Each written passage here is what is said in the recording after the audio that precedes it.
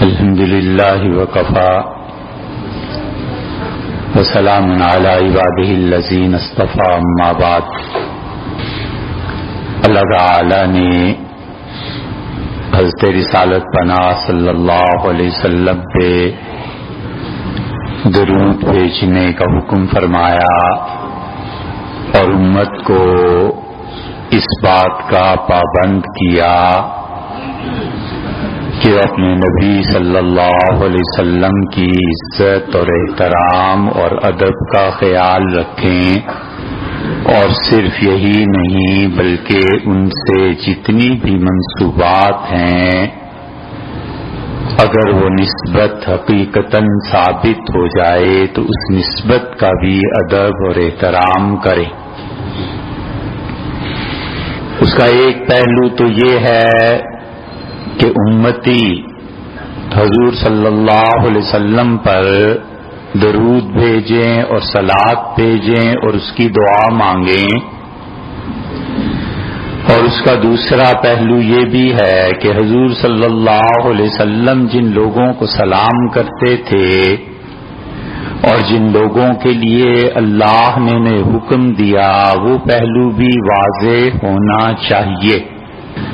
چنانچہ حدیث میں آیا ہے اور سیرت کی کتابوں میں اور قرآن کریم میں بھی بعض آیات اس جذبے کو بتاتی ہیں کہ آپ پر یہ کیفیت کئی سال شدت کے ساتھ طاری رہی کہ آخر یہ کافر مسلمان کیوں نہیں ہو جاتے اور مشرکین مکہ اسلام کو قبول کیوں نہیں کرتے۔ اور یہ چیز ایسی تھی کہ آپ راتوں کو اٹھ کے اللہ سے دعا مانگتے تھے اور روتے تھے، حتیٰ کہ اللہ تعالی نے آیات نازل فرمائیں اور ایک جگہ فرمایا کہ باقع نفسک، آپ اپنی جان گنوا دیں گے، آپ اپنے آپ کو ختم کر لیں گے کیا اس غم میں کہ یہ لوگ کیوں نہیں اسلام لاتے اور اللہ جس کو چاہے ہدایت دے۔ ایک جگہ فرمایا وَلَوْ حَرَصْتَ، اگرچہ آپ کو شدید خواہش کیوں نہ ہو اس کے باوجود ہم اسے ہی اسلام کی توفیق دیں گے جسے ہم چاہیں گے۔ ایک اور مقام پر فرمایا کہ آپ اپنے آپ کو بالکل اس معاملے میں ختم کر دیں گے کہ ان لوگوں کو ہدایت کیوں نہیں ملتی، اور آپ ایسے نہ کیجئے۔ تو یہ اس زمانے کی باتیں تھیں، اور پھر ایسے بھی ہوا کہ قریش کے جو سردار تھے اور عظماء تھے وہ رسول اللہ صلی اللہ علیہ وسلم کی جانب متوجہ ہونا شروع ہوئے، اور ایک دن آپ بیٹھے ہوئے تھے اور بڑے بڑے قریش کے لوگ سردار بیٹھے ہوئے تھے اور آپ نے انہیں سمجھانا شروع کیا اور ابن ام مکتوم آ گئے، نابینا تھے اور انہیں پتہ نہیں چلا کہ رسول اللہ صلی اللہ علیہ وسلم کیا کر رہے ہیں، کن کن لوگوں سے مخاطب ہیں اور کس کس سے بات چل رہی ہے، اور انہوں نے آپ کو اپنی طرف متوجہ کرنے کی کوشش کی اور اس پہ آپ ناراض ہوئے اور اس طرح کے چہرہ مبارک پر شکنیں آ گئیں۔ اللہ تعالی نے آیات نازل کی اور اللہ نے کہا بس وتولا، چہرے پہ شکنیں ڈال لی اور چہرہ مبارک کو ایک طرف کر لیا، ان جاءہ الاعمی، جب ان کے پاس ایک نابینا آیا، وما یدریک لعلہ یزکا، آپ کو کیا معلوم کہ اگر آپ ان کو چھوڑ کر اسے دعوت دیتے نابینا کو تو یہ پاک ہو جاتا، اور یہ آپ سے مزید اللہ کا قرب حاصل کرتا، اور آپ ان کی بات کر رہے ہیں جن لوگوں نے منہ پھیر رکھا ہے اور آپ اس کو چھوڑ رہے ہیں۔ اور رسول اللہ صلی اللہ علیہ وسلم پھر انہیں دیکھتے تھے اور فرماتے تھے کہ عاتبنی اللہ فی، یہ ایسا شخص ہے کہ اللہ تعالیٰ نے اس کے متعلق مجھے ڈانٹ دیا۔ اور 2 مرتبہ رسول اللہ صلی اللہ علیہ وسلم نے اپنی غیر موجودگی میں ان کو مدینہ منورہ کی حکومت دے دی، جب لمبے سفر پہ تشریف لے گئے تو فرمایا میری جگہ ابن ام مکتوم ہوں گے کہ جو یہ کہیں گے ان کی بات مانی جائے گی. اور اسی طرح اکابر صحابہ کرام رضی اللہ عنہم جو غریب تھے، قریش نے کہا اگر تم اپنی مجلس سے انہیں اٹھا دو تو ہم آپ کی بات سننے ماننے کو تیار ہیں. اور رسول اللہ صلی اللہ علیہ وسلم قریب تھا کہ ان لوگوں کو روک دیتے. اللہ نے آیات نازل کی اور اللہ تعالی نے فرمایا کہ آپ ان لوگوں کے متعلق ارادہ کر رہے ہیں جو صبح شام اللہ کو یاد کرتے ہیں. اور یہ جب لوگ آئندہ آپ کی مجلس میں آئیں فقل سلام علیکم، تو آپ خود آگے بڑھ کے انہیں سلام کیجئے. کتب اللہ نے یہ طے کر دیا ہے کہ اللہ ان غریبوں پر ضرور رحم کرے گا. حضرت بلال رضی اللہ عنہ شامل تھے، صہیب رضی اللہ عنہ شامل تھے، بڑے بڑے اکابر صحابہ کرام رضی اللہ عنہ اس میں شامل تھے. اور اللہ نے کہا آپ انہیں سلام کیجئے، فقل سلام علیکم، آپ کہیے اللہ کی سلامتی ہے تم پہ. رسول اللہ صلی اللہ علیہ وسلم کے سلام کی کیا قدر و قیمت تھی، یہ تو پوچھنا چاہیے ان صحابہ کرام رضی اللہ عنہم سے جو جانتے تھے کہ یہ سلام کس درجے کا ہے. اور اللہ کے رسول اگر یہ کہہ دیں کہ خدا کی سلامتی ہو تو اس کے کتنے بلند و بالا معانی ہیں. چنانچہ سعد ابن عبادہ رضی اللہ عنہ ان لوگوں میں سے تھے جنہوں نے اس سلام کی قدر جانی. اور سعد ابن عبادہ رضی اللہ عنہ یہ پورے عربوں میں واحد گھرانہ ایسا تھا مدینہ منورہ کا، اور جو سارے صحابہ کرام رضی اللہ عنہ میں یہ واحد گھر ایسا تھا جہاں 4 پشتیں تک لوگ کھاتے پیتے رہے.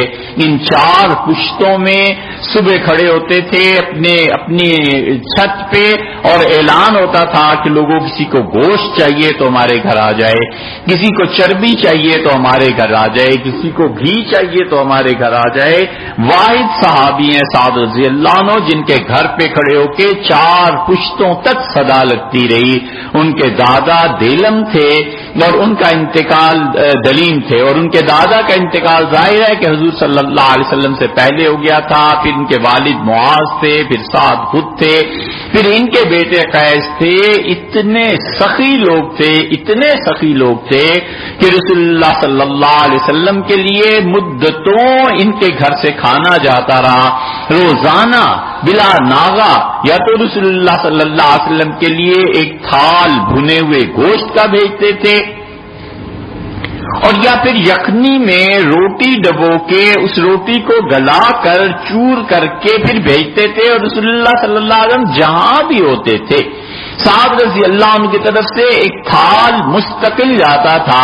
اسی لیے رسول اللہ صلی اللہ علیہ وسلم کے بیٹے قیس کو دیکھا اور اس لڑکے سے کہا کہ قیس انکم من بیت الجود، تم لوگ تو اس گھرانے سے ہو جو سخاوت کا معدن ہے، جو سخاوت کی کان ہے. تمہارا گھر تو سارے کا سارا سخی ہے.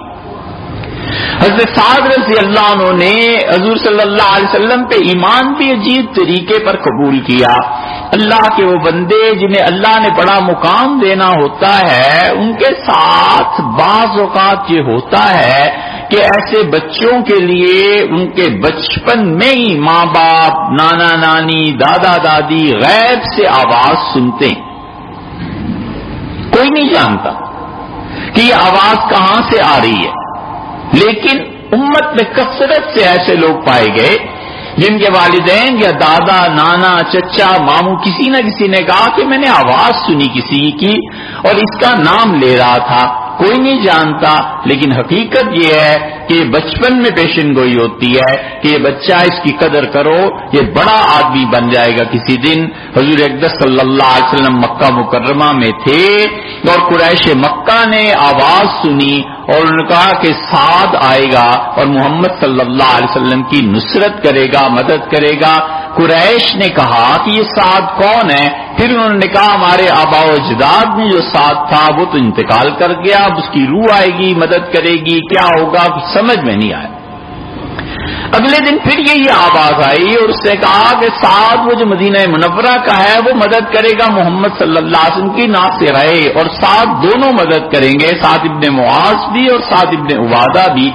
اور سعد ابن عبادہ اور سعد ابن معاذ نے اسلام قبول کیا، حضور صلی اللہ علیہ وسلم کی خدمت میں حاضر ہوئے، اور بس ان کا اسلام قبول کرنا تھا، اپنے قبیلے میں واپس گئے۔ جمعہ سب سے پہلے سعد ابن عبادہ رضی اللہ عنہ نے قائم کیا، اور سعد ابن معاذ رضی اللہ عنہ اتنے بڑے آدمی تھے، اب تو یہ خیر فیشن ہو گیا ہے، ہر ایک طبقہ، ہر ایک اہل تشیع کیا اور اہل سنہ کیا، اور اہل سنہ کے سارے آگے گروہ کیا، جس کا جو بڑا مرتبہ ہے نا، چاہے زندگی میں اس نے نماز بھی ٹھیک نہ پڑھائی ہو اور فتنوں کی آماجگاہ ہو، بس اخباروں میں آ جاتا ہے ان کی قبر سے جی خوشبو آ رہی تھی، مٹی سے خوشبو آ رہی تھی۔ اب تو خیر فیشن ہو گیا، لیکن اس زمانے میں حقیقی لوگ تھے۔ صحابہ کرام رضی اللہ عنہم کہتے ہیں سعد ابن معاذ کی جب تدفین ہوئی ہے تو ہم نے سعد کی قبر سے خوشبو محسوس کی، اور ہم میں سے ایک آدمی بڑھا اور اس نے مٹھی اس مٹی کی اٹھائی اور اسے سونگا اور اس میں سے خوشبو آ رہی تھی۔ ہم سمجھ گئے کہ اللہ نے اس کے اعمال کی وجہ سے اس کی قبر کو خوشبو سے بھر دی۔ یہ اتنے بڑے لوگ تھے، اور اس سے سعد ابن عبادہ رضی اللہ عنہ کھاتا پیتا گھرانہ شہزادے تھے، انہوں نے اپنی قوم میں جمعہ بھی قائم کیا۔ سعد ابن عبادہ رضی اللہ عنہ نے بہت نیکی کے کام کیے، اور رسول اللہ صلی اللہ علیہ وسلم سے ایسا تعلق پیوست ہو گیا کہ ہر دن کھانا جاتا تھا، اور حتیٰ کہ ایک دن آئے اور کہا اللہ کے رسول آپ صبح ہمارے یہاں تشریف لائیں، ناشتہ ہے آپ۔ اور رسول اللہ صلی اللہ علیہ وسلم نلی جس کی نہاری بنتی ہے شوق سے کھاتے تھے۔ سعد ابن عبادہ رضی اللہ عنہ نے نلی کا بھرا ہوا تھال پیش کیا اور کہا اللہ کے رسول کھائیے۔ حضور صلی اللہ علیہ وسلم نے اس سے کھا لیا، پھر دوسرا تھال، پھر تیسرا تھال، آپ نے فرمایا سعد تمہارا کیا ارادہ ہے؟ ان کا اللہ کے رسول چھکا دوں آج آپ کو۔ پوچھا، فرمایا کیا ہوا ہے اتنی نلی؟ ان کا 700 اونٹ ذبح کیے اس خوشی میں کہ آپ تشریف لائیں۔ اتنے سخی آدمی تھے سعد ابن عبادہ رضی اللہ عنہ۔ حضور صلی اللہ علیہ وسلم جانتے تھے کہ ان کے مزاج اور طبیعت میں اپنے مہمانوں کی عزت کرنا ہے، اپنے گھر آنے والوں کی خدمت کرنا ہے۔ اور سعد ابن عبادہ رضی اللہ عنہ کیا روز آواز لگتی تھی کہ آؤ، اور جس نے اور اکابر صحابہ رضی اللہ عنہ بھوک کے باوجود نہیں جاتے تھے، طبعی غیرت تھی کہ کیا کسی کے گھر روز جانا اور کیا کسی کے ہاں سے گوشت دینا، وہ طبعی غیرت تھی۔ لیکن مدینہ منورہ میں 4 پشتوں تک یہ گھر لوگوں کا ملجا اور ماوا رہا ہے، یہاں تک کہ حضرت سعد رضی اللہ عنہ اسلام قبول کیا تو پھر لوگوں نے ان کا انتخاب چھوڑا۔ مطلب جو رسول اللہ صلی اللہ علیہ وسلم کے دشمن تھے وہ نہیں جاتے تھے کہ اب سعد ہماری صف سے نکل گیا اور یہ رسول اللہ صلی اللہ علیہ وسلم کے ہاں چلا گیا۔ پھر نبی کریم صلی اللہ علیہ وسلم کو اتنا دھیان، اتنا خیال تھا، کہتے ہیں کہ یہ بدر میں شامل تھے، کہتے ہیں کہ بدر میں شامل نہیں تھے، بہرحال لیکن سعد ابن عبادہ رضی اللہ عنہ کو بلایا احد کے دن، اور رسول اللہ صلی اللہ علیہ وسلم فرمایا سعد تم آؤ، اور سعد ابن معاذ آئے۔ سارے صحابہ کرام رضی اللہ عنہ میں ایک طرف، اور ان دو کو مشورے کے لیے بلایا اور کہا تم آؤ، دونوں سعدین میرے پاس آئیں۔ فرمایا میں مشورہ کرنا۔ حضور صلی اللہ علیہ وسلم مشورہ اپنے چھوٹوں سے بھی کرتے تھے۔ ہم تو اپنے کبر میں مارے جاتے ہیں نا، کسی سے پوچھتا نہیں، کسی کی رائے نہیں لینی۔ حضرت انس رضی اللہ عنہ کہتے ہیں میں نے رسول اللہ صلی اللہ علیہ وسلم سے زیادہ کسی شخص کو نہیں دیکھا کہ اپنے چھوٹوں سے ایسے مشورہ کرتا ہو جتنا رسول اللہ صلی اللہ علیہ وسلم کرتے تھے۔ ہر ایک سے مشورہ کرتے تھے، ہر ایک سے پوچھتے تھے۔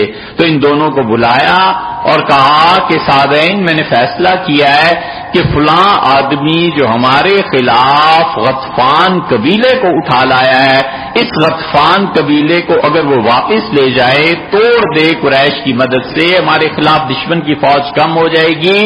میں اس سال مدینہ منورہ میں جتنے پھل اور کھجوریں پیدا ہوں گی 1/3 33% دینے کو تیار ہوں اگر یہ شخص بک جائے، اگر یہ شخص ہمارے ہاتھ آ جائے تو میں مدینہ منورہ کی کھجوروں کا 1/3 اسے دے دوں گا، اور میں تمہیں اس لیے بلایا ہے کہ مشورہ کروں۔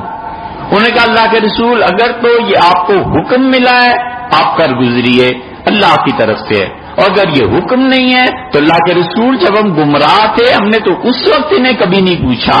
آج اللہ نے آپ کے ذریعے ہدایت دی ہے, آج ہم زیادہ اچھی پوزیشن میں ہیں تو ہم ان کی اتنی رعایت کرنے لگے کہ 1/3 کھجوریں انہیں دے دیں.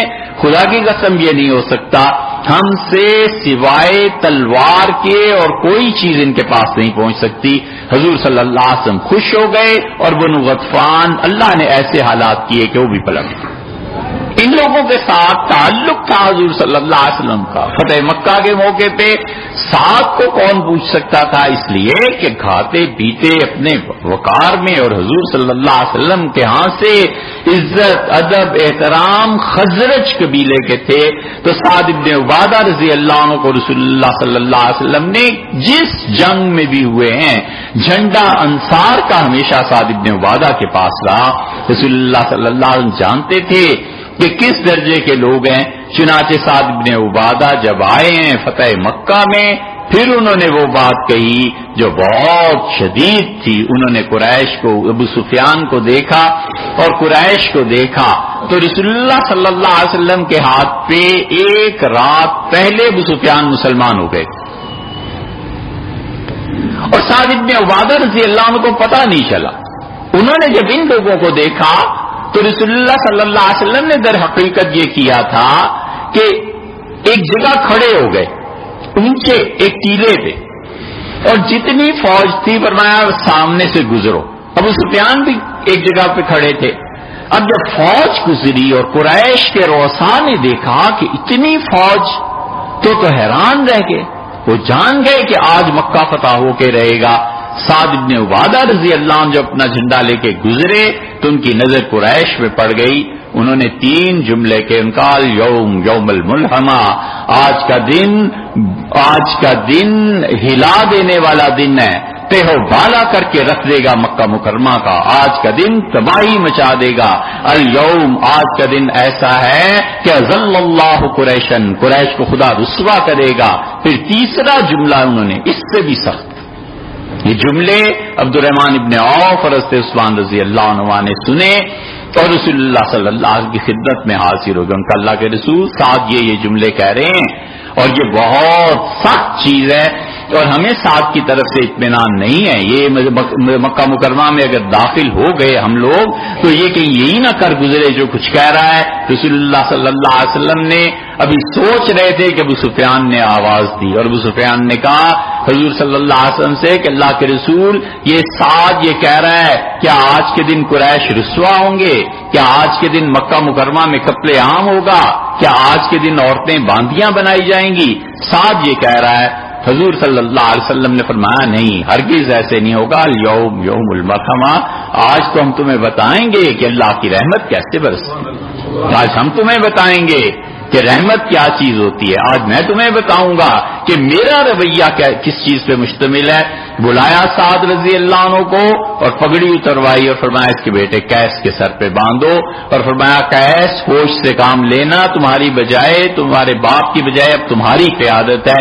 قیس رضی اللہ عنہ نے یہ چیز کی. یہ سعد رضی اللہ عنہ تھے, حضور صلی اللہ علیہ وسلم کے یہاں تشریف لے گئے اور رسول اللہ صلی اللہ علیہ وسلم نے سلام کی. سعد بن عبادہ رضی اللہ عنہ خود خلافت کے دعوے دار تھے حضرت ابوبکر رضی اللہ عنہ کے مقابلے میں. چنانچہ انہوں نے حضرت ابوبکر رضی اللہ عنہ سے بیعت نہیں کی. پھر شام چلے گئے, پھر سیدنا عمر رضی اللہ عنہ کی خلافت آ گئی, پھر حضرت عمر رضی اللہ عنہ کی بھی بیعت نہیں کی. حضرت ابوبکر نے بھی نہیں پوچھا, بس ٹھیک ہے سیاسی اختلاف ہے ہوا کرے. حضرت عمر رضی اللہ عنہ نہیں پوچھا بیعت کیا یا نہیں, جانتے تھے کہ سعد کتنی بڑی شخصیت ہے, نہیں بیعت کی نہ صحیح. یہ ہے وہ چیز جس کو سوچنا چاہیے اور اس لیے بیان کر رہے ہیں کہ ایک سیدنا علی رضی اللہ عنہ پہ اتنے لوگ کیوں چلتے ہیں کہ علی رضی اللہ عنہ نے بیعت کی تھی نہیں کی تھی, اہل سنہ کہتے ہیں کی تھی, ایک اور طبقہ کہتا ہے نہیں کی تھی. یہ سعد رضی اللہ عنہ بھی تو ہیں, ان کا نام کیوں نہیں لوگ لیتے؟ اس لیے کہ عامت الناس سیدنا ابوبکر رضی اللہ عنہ کی بیعت سارے صحابہ کرام رضی اللہ عنہ نے کر لی تھی. 2-4 اگر رہ بھی گئے تھے اور فرض کر لو سیدنا علی رضی اللہ عنہ رہ بھی گئے تھے, پھر کیا ایسی چیز تھی کہ لوگ امت میں اس کو مسئلہ بنائے ہوئے ہیں. حضرت سعد رضی اللہ عنہ نہیں کی نہ سے ختم ہوئی بات.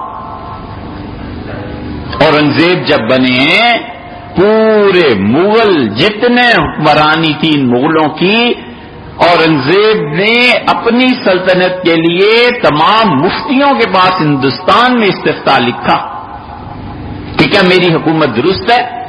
سب نے فتویٰ دیا کہ آپ شہزادے کے بعد اپنے باپ کے وارث ہیں، اور ایک جگہ دلی کے مفتی صاحب نے فتویٰ دیا کہ جائز نہیں ہے تمہارے لیے حکومت، اور ہم خطبے میں تمہارا نام نہیں پڑھیں گے۔